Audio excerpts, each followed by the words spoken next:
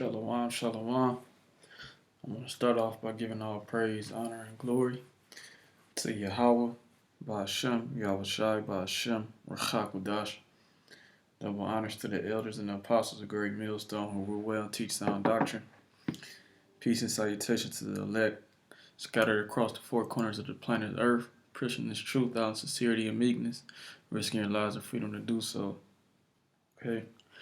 And as you see on the screen, it says Jack Dorsey's resignation letter to Twitter reveals a harsh truth about leadership most people never learn. Okay, this is Josh Dorsey, an Edomite. Okay, and you know what nation he's reside. You know what nation that is. Okay, E like to crack down on videos. Okay, this is an Edomite. All right. So in the last couple of days, E has been working, he's been working his media, man. All right.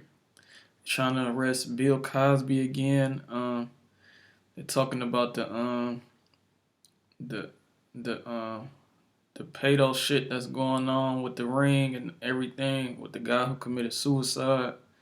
Okay, in the cell. Okay. And I'm guessing, E is trying to, he's trying to crack down on, he wants to take away this freedom of speech, man. Because, people, how is all of these things, getting out? Okay, how are Esau's things being exposed, man? We know Esau's behind that. We know he's behind these rings, these trafficking rings. We know that. We know this, man. All right, so it's being revealed to all these social media networks. We just gonna say the internet, okay? Esau created the internet, and this shit fell back on him. All right. So, this guy, it says he resigned, and he was the CEO. He was the CEO. We gonna get into the article, but he was the head, the face of Twitter, okay? And so over the last 5 years, or I want to say probably 10, Twitter has been a prominent force when it comes to social media and communication and news, man. All right, because it's not censored. All right. And we gonna get into Facebook, because Mark is the guy, the Zuckerberg guy. Okay. They're cracking down. This is what they just did right here. It says, so we Lord willing, this is edifying. We just want to expose, what E is doing, proving that he is the wicked. Okay, revealing this man. It says Facebook reveals broad takedown of global disinformation networks, including some tied to anti-Vanessa groups and state actors. Okay, so the Lord Yahweh Shai is exposing this man. Okay, how is he doing that? Through his prophets, man. You see this word? We know the prophets know what's going on with that, man. Okay, we know what that's all leading to. All right, if you don't know, do your research, man. Okay. It says Facebook on Wednesday said it took down disinformation networks tied to a broad swath of political actors and events around the world, including militant group Hamas, Chinese state groups, and the immigration crisis along the Belarus-Poland border. The company also removed accounts run by anti-Vanessa groups that were using evolving tactics to attack doctors in Europe. Okay, so we see that the internet is a weapon, man. Esau just created it for the he didn't expect it to run out of be used for anything other than wickedness. All right, let's just say that. Well, not wickedness, but revealing himself, man. He didn't expect this to happen. All right. But this is why it says Psalms 19. That's talking about the internet, man. Okay. if you got ears to hear, all right. So it says Facebook on Wednesday said it took down disinformation networks tied to a broad swath of political actors and events around the world. So they closing down on this truth, man. All right. Just a couple days ago, they put in the Bible. They're about to ban the Bible in Finland, man. All right. Trying to say it's hate speech. But you built this country off the scriptures. That's what you said. That's what you used. You weaponized the scriptures. You know, like we gonna stay. That's another topic. All right, it says the company also removed accounts run by anti-financial groups. All right, I'm gonna jump to this one. Together, the cat and mouse game described that in the company's latest threat report continues to demonstrate how social media is an active battlefield where governments and motivated parties attempt to manipulate the public opinion. Okay, that's tricky right here. It says latest threat reports continues to demonstrate how social media is an active battlefield where governments and motivated parties attempt to manipulate public opinion. So, if it's not anything that the government, if it's not coming from the government, basically it's a threat. All right, it's false. Okay, these people want complete control on your mind, man. When you go into that word govern, it means to control, and it's your mental. All right, mind control. This is what they want you to do. This is what his media goes back to, man. Goes back to the Greek god Medea. All right. It also shows the might of the global platform, which has recently come under renewed fire for its role in spreading societal harms. Yeah, social media, it has destroyed millions and millions of people, man. That's why they have changed. They have became Babylonians. You know, it's like they hopped in the hyperbolic time chamber when they got into when the internet came around. It just like increased their wickedness so quick, man. All right, cause I'm gonna get that scripture. I'm gonna get that.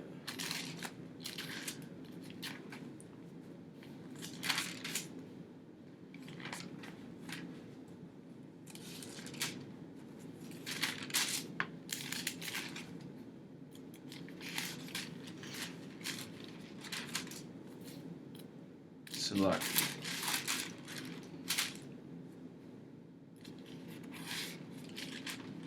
This is Second Peter 3:3. All right, knowing this first, that there shall come in the last days scoffers walking after their own lust. All right, and this is what's going on. They're walking after their own lust, and what is their lust? Attention. All right, this is what Esau Edom pushes in his entertainment. Okay, he pushes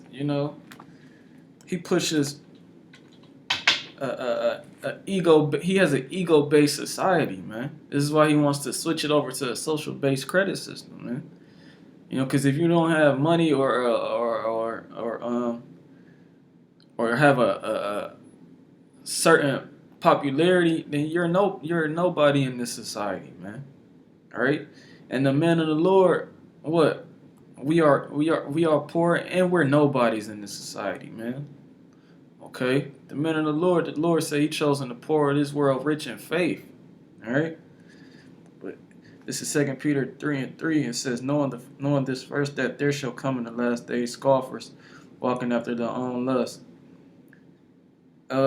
It's another scripture, Salakia.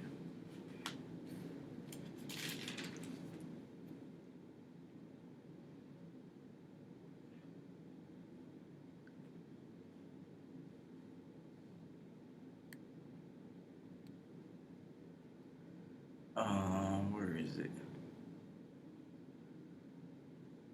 That's right, 2 Timothy.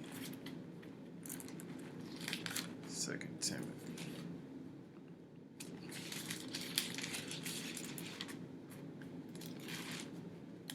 Okay. 2 Timothy chapter 3.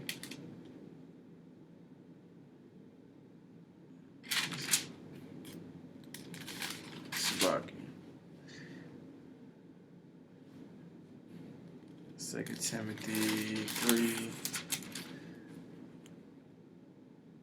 verse. I'm gonna start from verse 1. It says, "This know also that in the last days perilous times shall come." Okay, and how do we know that? We know that through this, social media, man. Okay, and Esau does not like this. All right. It says, "For men shall be lovers of their own selves." Right.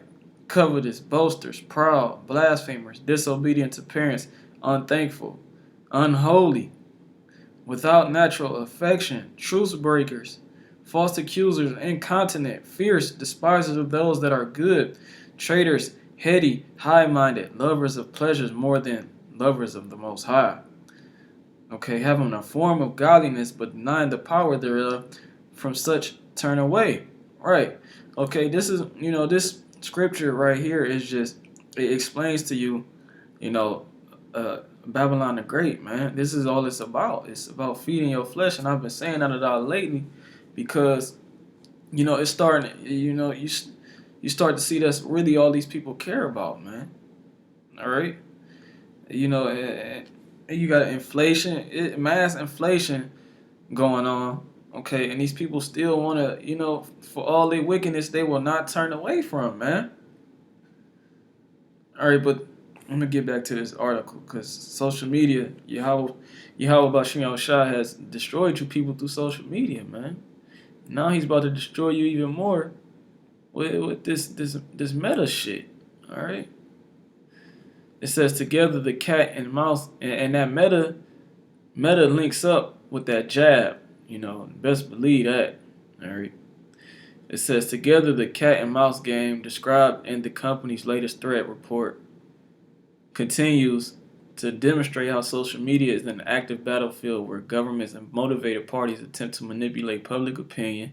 It also shows the might of the global platform, which has recently come under renewed fire for its role in spreading societal harms. Okay, societal harms. You do have bullshit out there. Okay, but they ultimately, this is all falling on the prophets, man. All right. Esau, he sees us waking up, and what is the problem? How is he being revealed? Okay, how's the truth coming out? It's the internet. The Facebook, which recently changed its corporate name to Meta, began to demonstrate strategies to fight disinformation campaigns after Russian actors exploited its services during the 2016 election to influence the outcome. Since then, the company has engaged in hundreds of takedowns involving shadowy political organizations, marketing firms, government, and profit-motivated groups. Russia and the company said in a report last year was still the biggest player in foreign disinformation. Okay, even, this is why they're going to do away with these alternative platforms as well, because this is we don't watch. I know I don't watch American, TV. Okay, I haven't invested in cable or any of that shit, man. Right? It's just, it really, it really is witchcraft, man. You know, Esau is good with his witchcraft, man. All right, and through his social media, he forms you to, he forms you into what you watch, man. Just look at the black society. All they watch is VH1. And what is that? Basketball Wives and Black Ink Crew and a whole bunch of other bullshit. All right, now look at our people. All right. It says, meanwhile, the threat landscape has evolved significantly. Governments now outsource their disinformation efforts to grow a number of private disinformation for hire firms. Okay, a growing number of private disinformation for hire firms. Okay, who sometimes pay unwitting, legitimate journalists and influencers to write about topics of interest. Okay, Fake profiles can now be generated by artificial intelligence, and a Facebook whistleblower and other critics have accused the company of turning a blind eye to domestic actors that seek to exploit public opinion in their own countries, particularly if those countries are strategic for Facebook's business interests. Okay, and we know that these actors, they're funded by, who? The wicked elite, okay? The elite bankers. You Rothschilds, you DuPonts, okay, you Rockefellers. All this leads back to you, man. Alright? They're nothing but pawns in the chess game. Facebook does not disclose the reach of the disinformation campaigns, making it difficult for outsiders to gauge their actual influence. It discloses accounts removed and the followers of those accounts, but not the views that the posts receive. Okay, I think that, we're going to skim through this.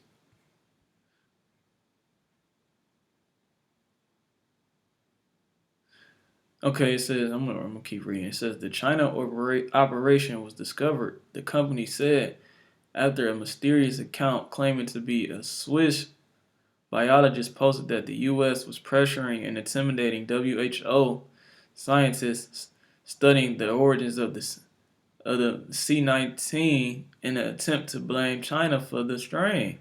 Okay, the false persona was named Wilson Edwards and made the post on Twitter and Facebook in July. Okay, so he's been exposed. Okay, it says and almost immediately after the fake biologist account, which was created only the day before, began posting his messages, Chinese state-controlled media organizations, Global Time and People's Daily began covering the fake scientist's story. Facebook initially received reports about the fake account and began to tie it in a network of hundreds or other fake personas, amplifying it to actors in China, including a state-owned infrastructure company. Okay, let's see what else they got.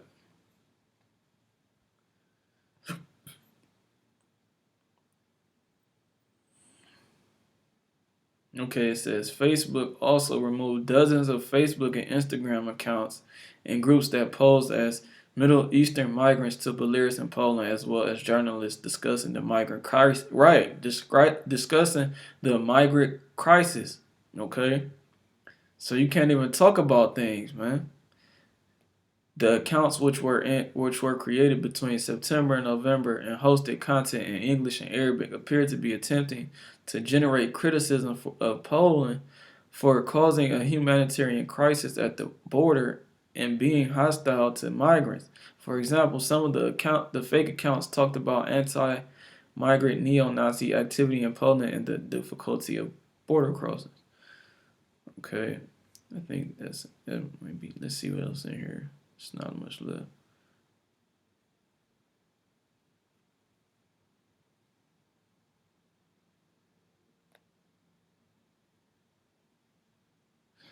I'm gonna keep reading. I see it got the EU in here. It says some of these accounts, Facebook said, were tied to the Belarusian KGB, which is the country's national intelligence agency. European leaders have blamed. See, look, well, they stirring it up with KGB. That's Russian. Gog and Magog. All right. It says European leaders have blamed Belarus for provoking the humanitarian conflict because the country's strongman leader has openly encouraged Iraqis to use its border to cross into Europe.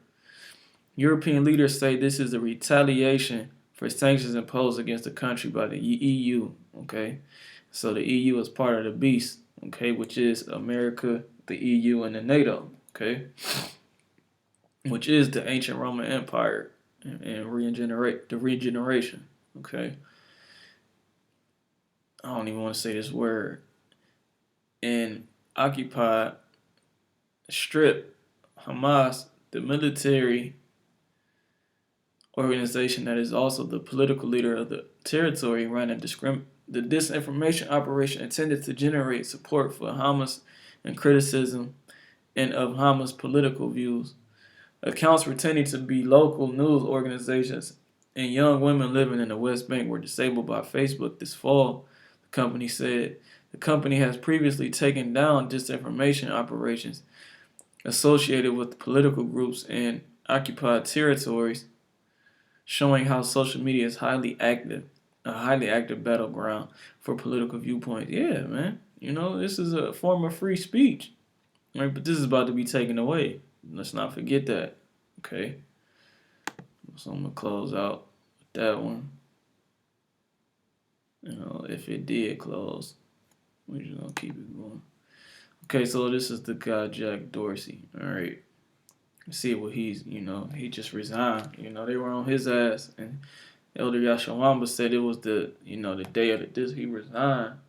You know, like before the trial of the pedo guy and his woman. All right. It says on Monday morning, CNBC reported that Jack Dorsey, one of the co-founders and current CEO of Twitter, was resigning. By afternoon, he had made it official, tweeting out an email he sent to employees announcing his resignation. He was displeased by the company's CTO, Parag Agrawal, who has been with the company since 2011. Okay, he was replaced by this guy. Okay, let's read this letter.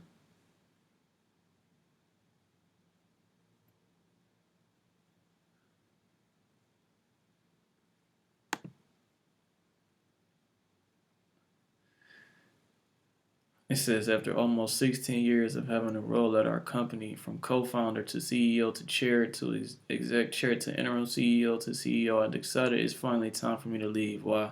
There's a lot of talk about the importance of a company being founder-led. Ultimately, I believe that's severely limiting in a single point of failure. I've worked hard to ensure this company can break away from its founding and founders. There are three reasons I believe now is the right time. The first is Parag becoming our CEO. The board ran a rigorous process considering all operations and unanimously appointed Parag. He's been my choice for some time given how deeply he understands the company and its needs. Parag has been behind every critical decision that helped turn his company around. He's curious, probing, rational, creative, demanding, self-aware, and humble. He leads with heart and soul, and is someone I learn from daily. My trust in him as our CEO is bone deep. Okay, what else?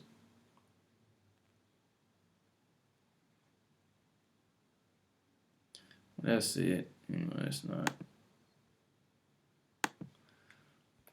Okay. It said it's fair to debate Dorsey's reasons for leaving, and more curiously, his reason for leaving now. On the one hand, the fact that Dorsey ran effectively immediately is a surprise. No one was even in the office as the company gave everyone a day of rest. On the other hand, Dorsey's departure almost seems overdue. Twitter has faced a push from activist investors to replace Dorsey. Okay, we're going to get into that. As the company has been able to keep pace with its tech brethren, even as it launches new products and reports solid revenue. Okay.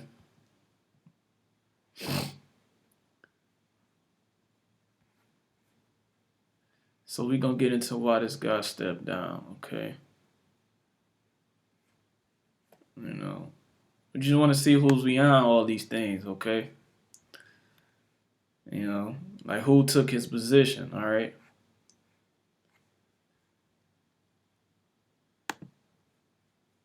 So we're gonna play this video.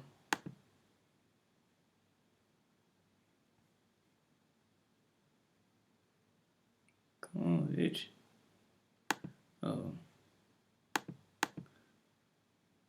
It's a lot.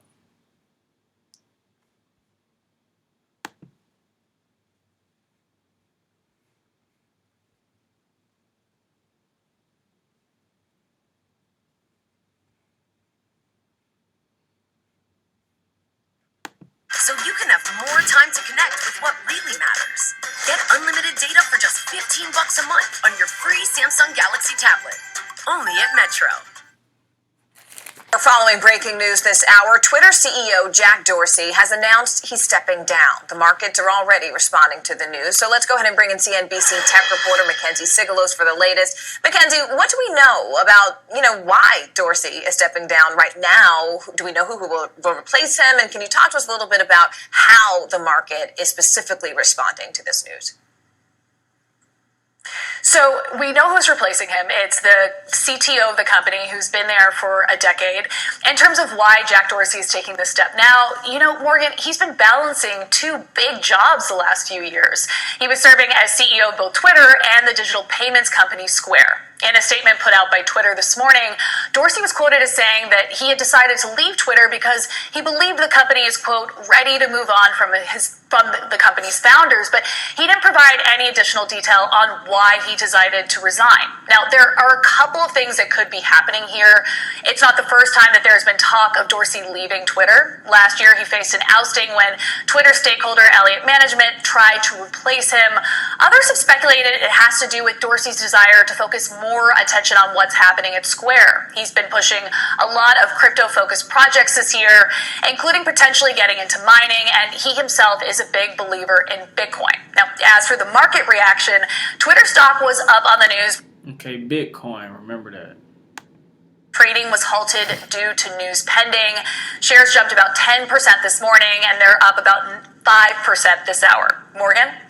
Mackenzie, there's also some pretty high expectations for Dorsey's replacement, as you just noted. Can you talk to us about what some of those expectations are and really the company's plan now moving forward? Yeah, so the incoming CEO will have to meet some pretty aggressive internal goals. Twitter said earlier this year that it aims to have 315 million monetizable daily active users. You see that? Okay, and this is under the new guy, all right? 15 million earlier this year that it aims to have 315 million monetizable daily active users by the end of 2023. And yeah, that's a pretty ambitious goal. And it also wants to at least double its annual revenue in that year. But the good news is that Agarwal, so that former CTO who's now becoming the CEO, knows his way around the company. He's been there for more than a decade. He's been CTO since 2017, where he ran strategy involving AI and machine learning. Dorsey also backed him in that official statement this morning, said that his trust in him is... We're going to go back some more, all right? Hold on. Becoming the CEO, knows his way around the company. He's been there for more than a decade. He's been CTO since 2017, where he ran strategy involving AI and machine learning. AI and machine learning. Okay. What 315, let's go back to the 315 million comments she made. And they're up about 5% this hour. Morgan? Mackenzie, there's also some pretty high expectations for Dorsey's replacement, as you just noted. Can you talk to us about what some of those expectations are and really the company's plan now moving forward? Yeah, so the incoming CEO will have to meet some pretty aggressive internal goals.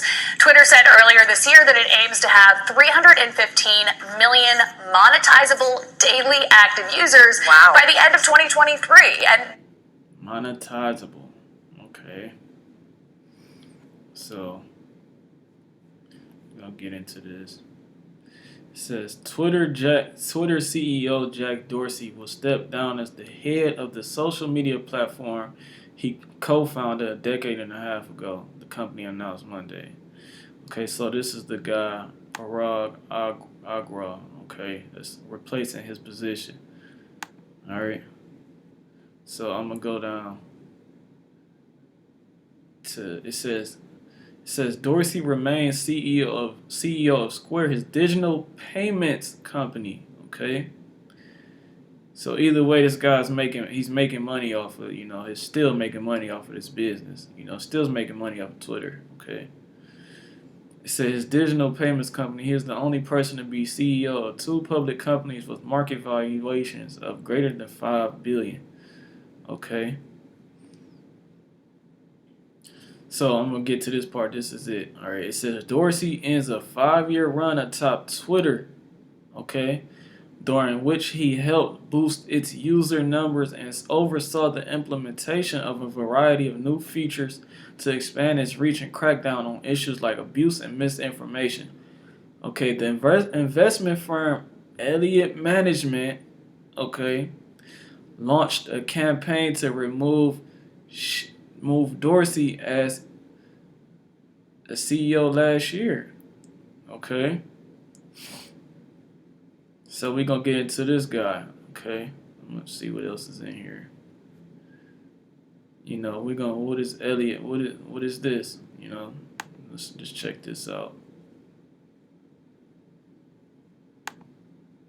Okay, it's the same article. Salaki. It says Twitter has reached. This was an article on March 9th, 2020. So this is almost 2 years ago. It says Twitter has reached a deal with investment firms Elliott Management and Silver Lake. The company announced Monday. The deal comes from after Elliott's attempt to oust Jack Dorsey as the CEO. Why?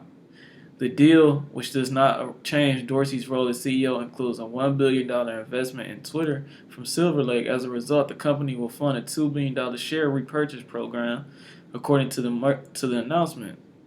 Okay? So, we're going to get into this Elliott guy. Okay? Elliott's campaign to remove Dorsey came after the executive announced plans to temporarily move to Africa while running both Twitter and Square. Dorsey is the only person, okay, you read that, under pressure from Elliott. Dorsey said last week he reconsider moving to Africa, blaming C-19 fears and everything else going on. Okay, so we're going to get into this, this Elliott, this Elliott guy. Okay, Elliott Management. All right. Here we go. Elliott Management. I looked this up. Okay. It says the founder of it is Paul Singer. We're going to get into him too. All right. It says Elliott Management Corporation is an American investment management firm. It is also one of the largest activist funds in the world. It is the management affiliate of American hedge funds Elliott Associates LP and Elliott International Limited. The Elliott Corporation was founded by Paul Singer, who is the CEO and the management company based in the New York City. Okay.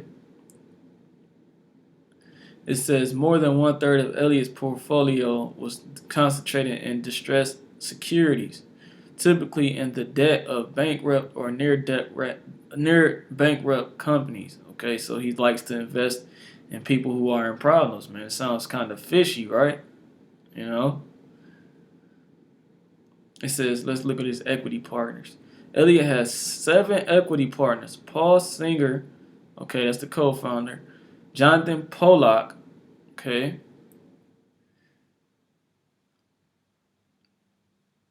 Gordon Singer, Paul Singer's son, okay. Management. He manages Elliott's London office, okay. Former senior portfolio manager Stephen Kassoff, whose retirement was announced in April 2020, was named an equity partner in 2015. Steve Cohen, right? You see that Cohen, right? Dave Miller, Jesse Cohen, right? And Zion Shoet, okay? Small hats, okay? If you go into that word Cohen, it means priest, all right? Let me check that.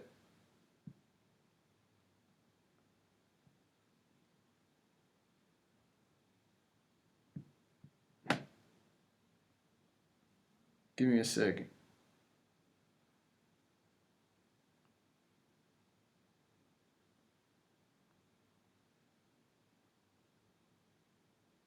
Yep. Cohen, priest. Okay. So these are small hats trying to get in on Twitter, man. All right. Esau Edom. Let's go. Let's look into this guy. All right. What is he? Activist, investor in what?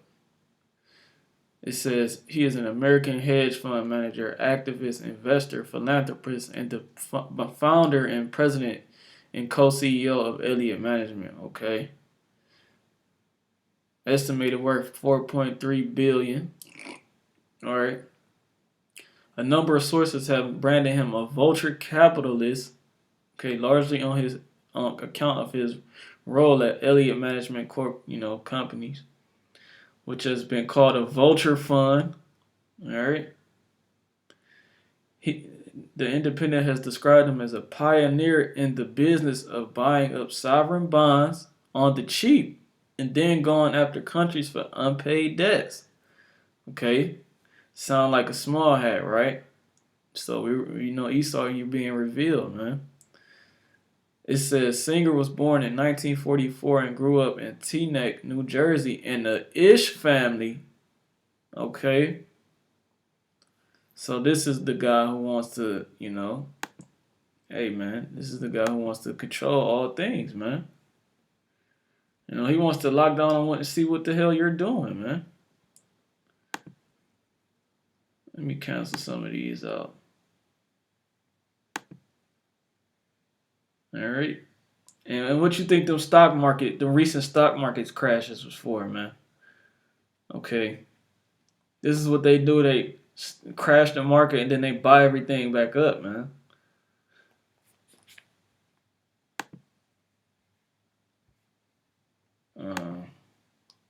Got a couple articles on this guy too. That's an article I'm gonna do later. Lord willing. Okay. I'm gonna close this one out too.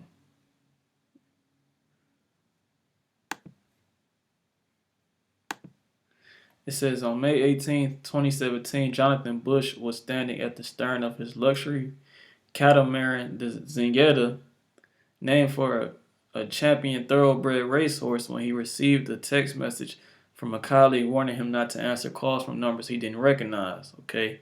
Bush, the co-founder and CEO of healthcare technology company Athena Health, okay, a technology healthcare company. Okay, remember that. He had just finished a three-day race with the company's selling team going from the Bahamas to Bermuda. Bush is the nephew of one former president, George H.W. Bush, and the cousin of George W. Bush. And his professional and personal lives were intertwined. Okay. And just look at this guy. He was just living it up. He socialized with members of Athena's staff as if they were college friends. Okay, on social media, he documented nights spent partying with employees alongside his family visits to Kennebunkport. That shit sounds crazy. And his kids' soccer games. That day, as the Zenyatta sat in the Bermuda harbor, Bush's phone rang. He answered it. Look, it sounds like a good time, huh? Okay, let's see what the small hat said. Okay, on the line was a man named Jesse Cohen, who worked for the hedge fund Elliott Management. Okay, Cohen said that he was calling as a courtesy to give Bush a heads up that Elliott had amassed a 9.2% holding in Athena Health. Okay, the healthcare technological, we're gonna get into it. It's a healthcare technological business. All right. Okay, so this man has his hands in Twitter and in this. It wasn't unusual for a major shareholder to talk with the CEO, but this interaction, Bush thought, had a menacing tone. Okay, in those descriptions, he said he was as a, let's get that.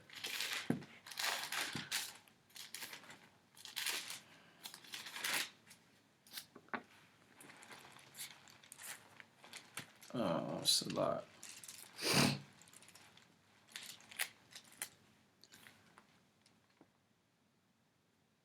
This is Sirach 8, verse 1. It says, "Strive not with the mighty man, lest thou fall into his hands. Be not at variance with the rich man, lest he overweigh thee. For gold hath destroyed many and perverted the heart of kings." Okay? So, I mean, this is how these small hats move, man. You know, they got all the riches. Why would you go up against that, man? Okay, that's not wise. You know, that's why the Lord has to. You know, the Lord is gonna do away with your riches, man, because you gotten them unjustly. All right, starting with the transatlantic slave trade, because that's where you got most of your riches from. It says, although he wasn't familiar with the alien management, an unsettled feeling came over him. Bush had co-founded Athena Health. Okay, and what is that? Athens. It goes back to what? Greece. Okay, a platform that digitizes patient medical records and billing claims for hospital and healthcare providers. In 1991, he had it built into an enterprise with more than $1 billion in revenue. One of the firm's marketing taglines was that it freed doctors and nurses to spend more time doing what they love, practicing medicine. Okay, and what is their medicine isn't any good, you know? This medicine you see what it's doing out here. It says in less time on paperwork, Athena served more than 100,000 healthcare providers. Okay, Cohen told Bush that Athena Health was a great business and that he should be proud of it. Still, Cohen went on, there were problems.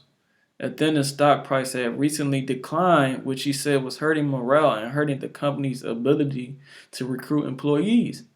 Okay, so look, deceiver, man. Okay, speak peace. He's speaking peacefully, man. Cohen said that he had spoken with Athena's other investors who were also unhappy. Bush had the impression that Cohen was making his way through a script, repeating familiar talking points.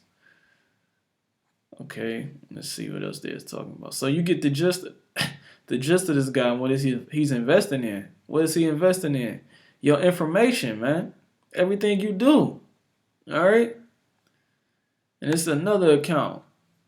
All right. It says one afternoon in mid-April. And this is from a document, an article in 2021, September 7th. And this one was from, what is this? August 20th, 2018, okay?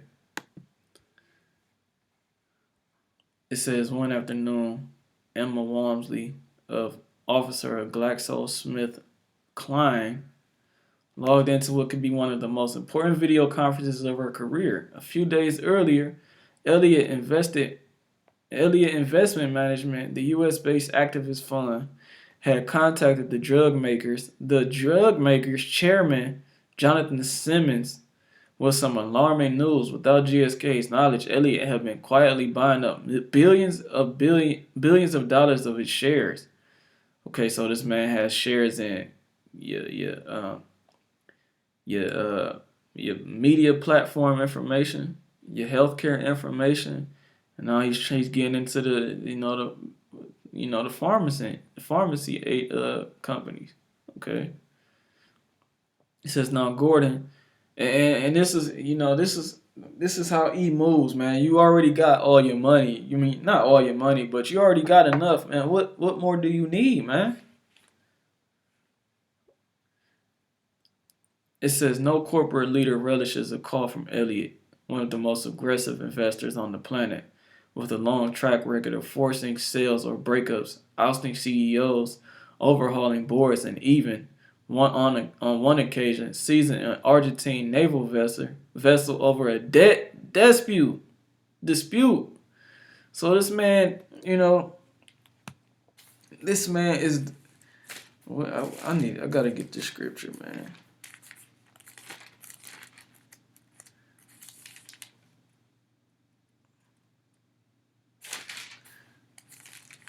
Salakia, give me 1 second, man.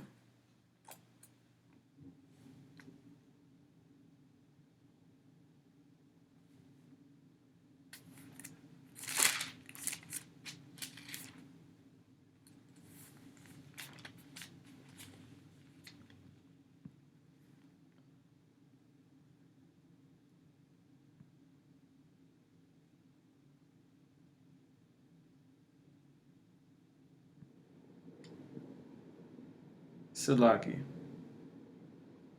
I gotta find this man, cause this man is, he's always in other people's business, man. Always in other people's business, man.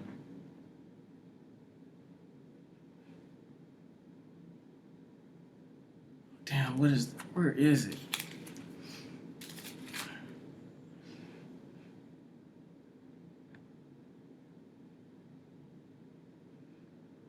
Um,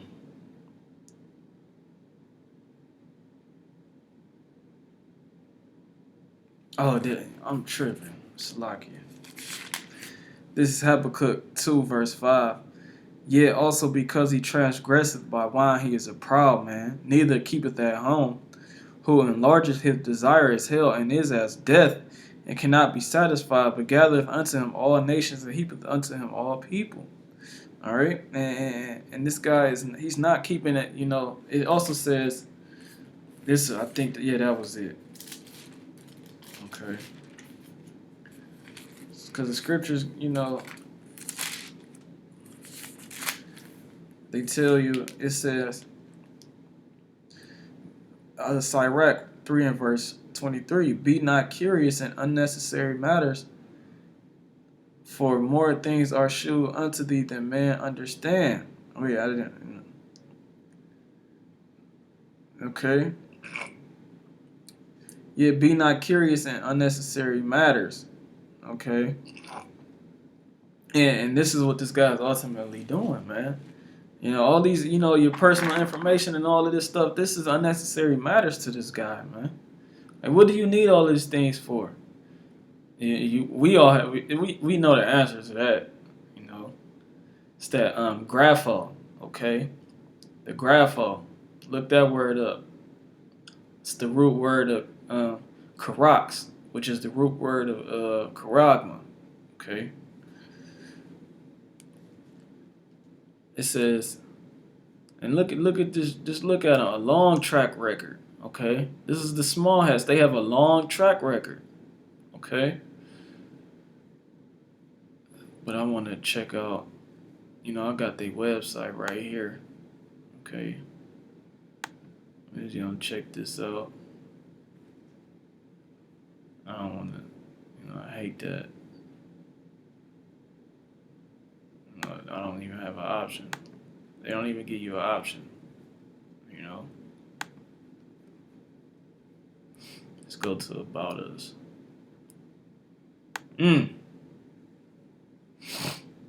We are one of the world's largest Vanessa companies, delivering Vanessas that help protect people at all stages of life. Our R&D focuses on developing Vanessas against infectious diseases that combine high medical need and strong market potential. Okay. Look at that.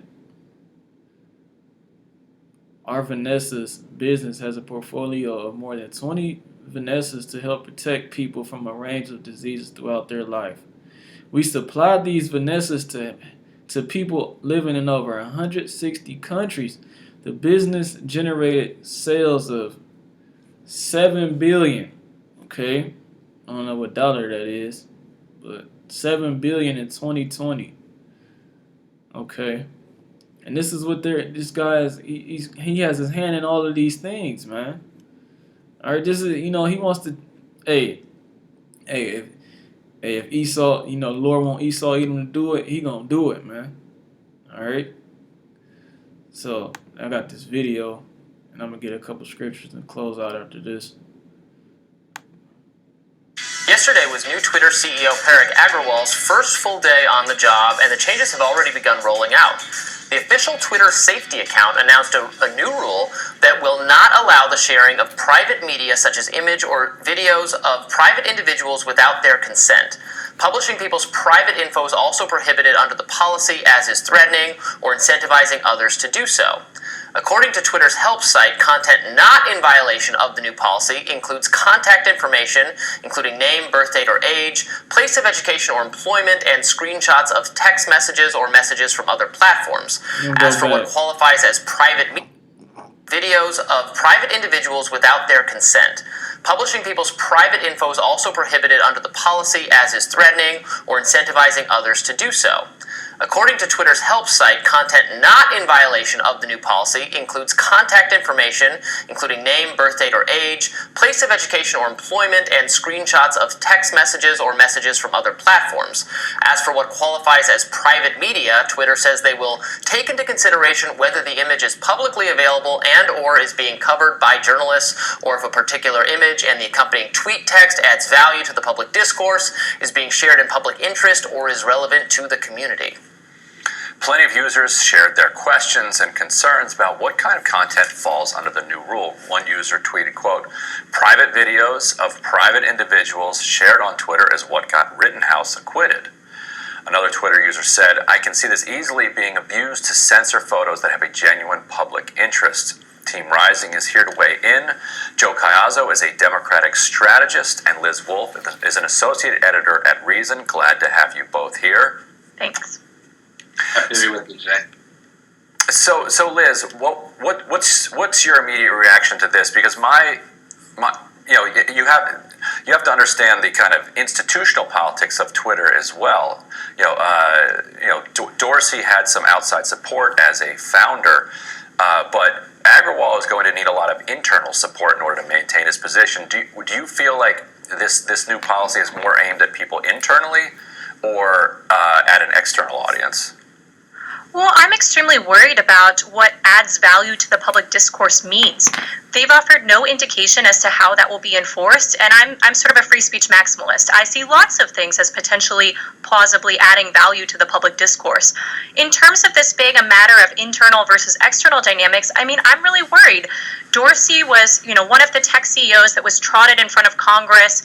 I believe it was last winter. I mean, some people like Mark Zuckerberg were very much in favor of tweaking Section 230, the Internet's First Amendment. And Dorsey was sort of the one who was this resolute force against a lot of that. He was this really strong voice of reason who said basically, the government should not be the internet speech police. And frankly, a lot of these social media platforms really need to have a very expansive concept of what type of speech they'll allow on their platform. So Dorsey was sort of the lone voice of sanity in the room, especially as all these 75-year-olds in Congress trotted these tech CEOs in front of them and really just gave them such a hard time without understanding how these platforms work. So I'm pretty concerned about the departure of Dorsey, and I'm pretty concerned that this is a response to that and to attempting to appease internal forces within Twitter. So, Joe, what do you make of this? Obviously, social media is having, this conversation right now about we have to police misinformation or harassment or bullying or those kinds of things. Actually, the new CEO got attacked on Twitter. He had his own Twitter shaming mob coming after me moment for past things he had even said on Twitter, which is I guess an experience that the CEO of the company should have. But do you think the company's going to kind of steer a different course, given how much criticism it's getting, from both sides, but especially from Democrats about its speech-related policies? Yeah, that's a really great question. And look, I think that ultimately they will go in reverse course on this. I think that Twitter enjoys a lot of good capital, I guess, being at the forefront of, booting off Trump and, starting some fact-checking and things along those lines. But I think at the end of the day, this is something that's critically important to our, democracy, and our society to be able to go and push these issues out there. We saw in the lead up to this, the Kyle Rittenhouse situation, along with, the other case down in Georgia, where, citizen journalists really participated in the process here that ultimately called out much of the bad behavior that is going on.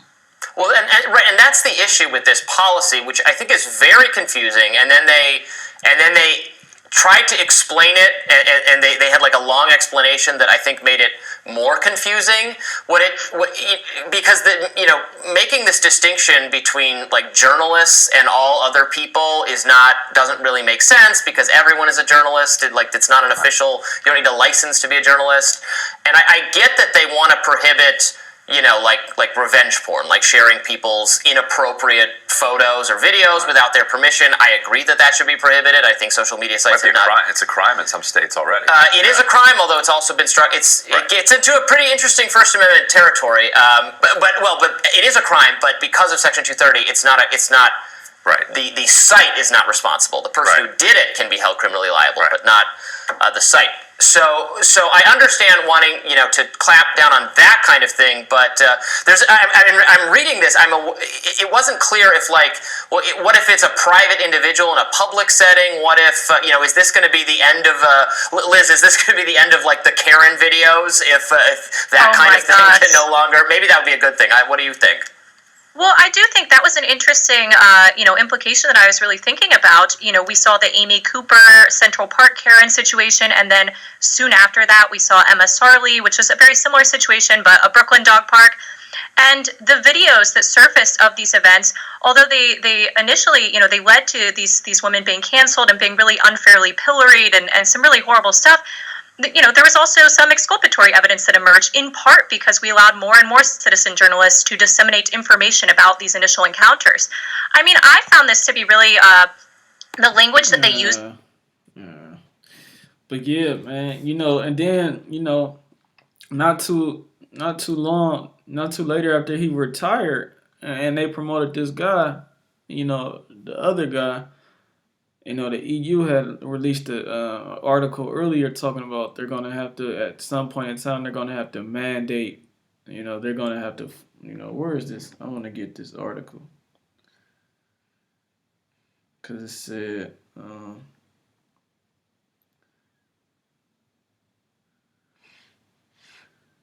where is it? Slovakia. Just read the title. I'm going to try to skim through it. Okay, so a couple of days after the fact that he retired, okay, it says the EU chief time to think about mandatory Vanessas, all right? So, and we know that these Vanessas, they don't work, all right? And it's a new strand that just landed today, okay? It just landed here, it landed in California as of today. All right, and if you look up the word, that it's named after, okay, it was a movie that came out in 1963. I tried looking it up, just earlier today, and I can't even find it anymore. But it's something that turns your body into a damn zombie, man. All right, it takes control over you, man. So this is what these people are, this is what these people are doing. These rich elites, these small hats, they're fucking wicked, man. That's why I got Isaiah chapter 29 and verse 15. It says, "Woe unto them that seek deep to hide their counsel from Yahweh B'Shem Yahweh Shai, and their works are in the dark, and they say, who seeth us and who knoweth us?" Right, man. Let's go into this word counsel.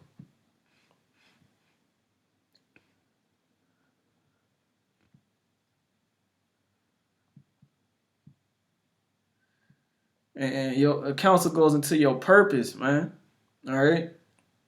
And what is your purpose? It also says the Strong's definition has advice by implication, okay, plan, also prudence, okay, and your purpose, man. And what is your purpose? You want everybody to get jabbed up, man. Why? Because you want to come through with that. We already see what's going on in Sweden. Okay, they chipped up. Okay, a heart chip and a hand chip. All right. So this is what they want you to do, man. They want you to keep taking these jabs. Then they're gonna come to you with the solution. And what is that solution? That charagma. All right. And this guy has a hand in all of these things, and you best believe, he's gonna track everything that's being said on Twitter, okay? And he's going to label you, by some point in time, they're going to start labeling people, terrorists, and they're going to start tracking you down through your social media for putting out the truth, man. All right? Let me get that again. This is Isaiah 29 and 15.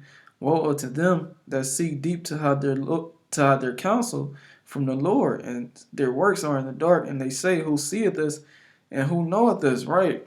Okay? And the Lord put the spirit on me, to search this out, man, because we see that this guy, Paul Singer, a small hat, he has his hands in Twitter. Okay, he has his hand and Athena Health, which is which digitizes your info. Okay, we're gonna get that again.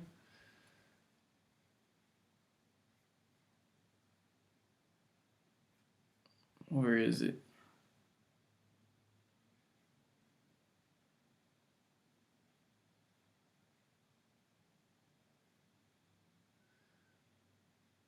Cause this devil, man.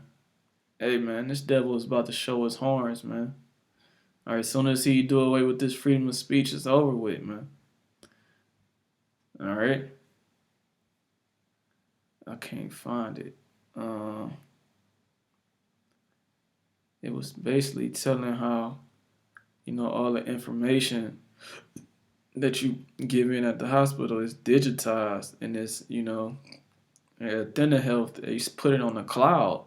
All right. I'm gonna go here. Yeah. All right. We're just gonna go right here.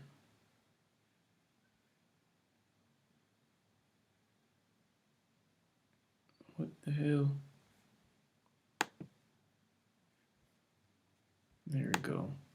It says Athena Health is a developer of cloud-based practice management, point-of-care mobile applications, and electronic health records systems for small to medium-sized physician practices and hospitals. Okay, so he has his hand in this and in Twitter, and also, this. Okay. So hey, man, if you buck up against this guy, you're through, man. All right, he has his eyes in everything, and that's why I got this. This is Sirach chapter 11, verse 18. There is that waxeth rich by his weariness and pinching, and this is the portion of his reward. Whereas he saith, I have found rest, and now will eat continually of my goods, yet he cometh not. And yet he knoweth not what time shall come upon him, and that he must leave those things to others and die. Right. So, your greedy mindset, your prideful mindset is, you're living in a false reality, man. All right. Because you think you're going to get away with what? How do you possibly think you're going to keep all these riches after you know what you've done to the Lord's children, man? The audacity of you devils, man. All right, I'm gonna get that again. Sirach 11 verse 19. Whereas he said, I have found rest, and now will eat continually of my goods. Right. Okay. And what is your goods, man? You want souls of men. All right, you want to get everybody chipped up. All right, that's your goods. That's these Babylonians are your goods, man. Okay, and yet he knoweth not what time shall come upon him, and that he must leave those things to others and die. Right, because it says in Job, what we gonna get that. All right.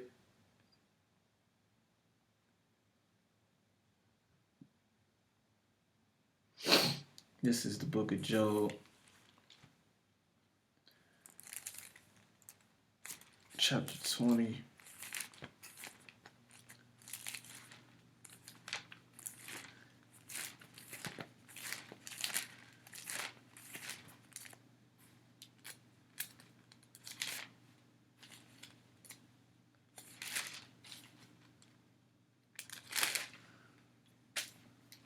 Verse 23.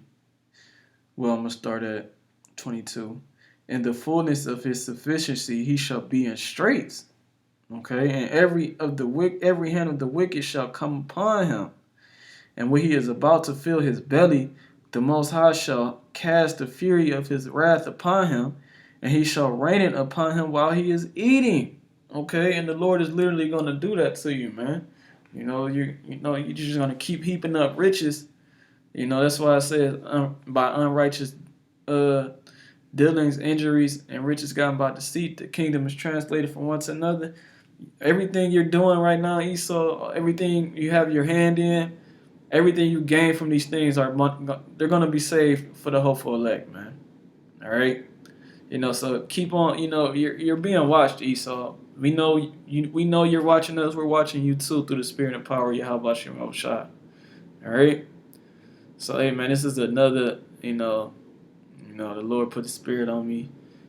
To see who was behind all this madness, and look who it was. It was a fucking small hat, man. All right. I'm going to close out with that. I want to give all praise, honor, and glory to Yahweh, Ba'ashem, Yahweh Shai, Ba'ashem, Rachakudash. Double honors to the elders and apostles of Great Millstone who rule well and teach sound doctrine. Peace and salutation to the elect. Kwam Yasharala Bible Ball.